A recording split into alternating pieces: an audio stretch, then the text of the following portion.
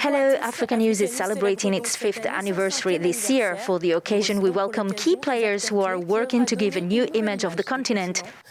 Today, it's my pleasure to speak with Haweya Mohammed. This Somali communications specialist is a real jack of all trades.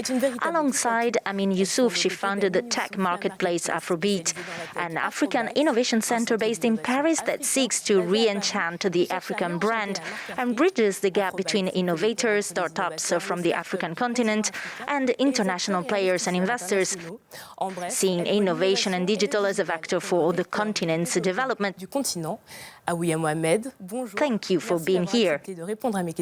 Hello, and thank you very much for the invitation. 5 years ago, innovation centers were already present on the continent, notably in Ghana and Kenya. What were your observations when developing Afrobeat in 2015 as far as the tech and innovation sector in Africa 5 years ago? It's true that 5 years ago it was difficult to associate two terms, innovation and Africa.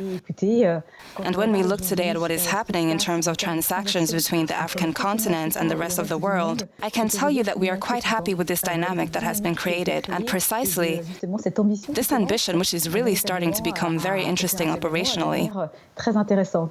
Where are we today? Are African governments listening to young people and more open to the digital transformation that has been launched on the continent? Have they jumped on the bandwagon? Indeed, as you have seen, the amounts raised are getting higher and higher, and the number of transactions is really increasing. There is something very interesting going on beyond that.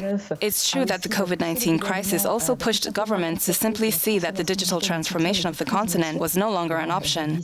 Today it is a reality, and that is very important. It's true that with this COVID crisis, many startups have also approached governments, and a large amount of data has also been exchanged, particularly in the high-tech and health sectors. So there is a kind of distrust that was perhaps present at the beginning between governments and startups, which has diminished, and which means that today they talk to each other more. And this is also a dynamic that we will have to capitalize on. And then, what is also interesting is to see a large number of young people arriving on the African continent who have also studied at elite universities abroad, and who today are creating this new dynamic. There is a new network, new networks. There are some really interesting things happening, which are giving rise to initiatives and a very relevant dynamic on the African continent. What do you think will be Africa's challenge in the next 5 years? Obviously, African youth today is an extremely important issue that needs to be addressed, especially through the creation of professional opportunities. So digital is indeed a possibility because the growth of digital on the African continent today represents about 8% of the continent's GDP. In 2025, it should represent 10%, so young people and women in particular should be included in this growth. I think that the future will show an Africa that will inspire even more, and that will also export even more.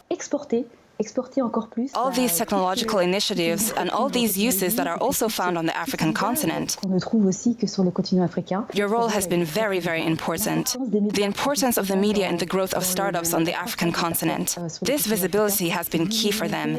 Happy birthday, Africanews, as it is your 5th anniversary. Haweya Mohammed, thank you very much for answering our questions, and see you soon on Africanews.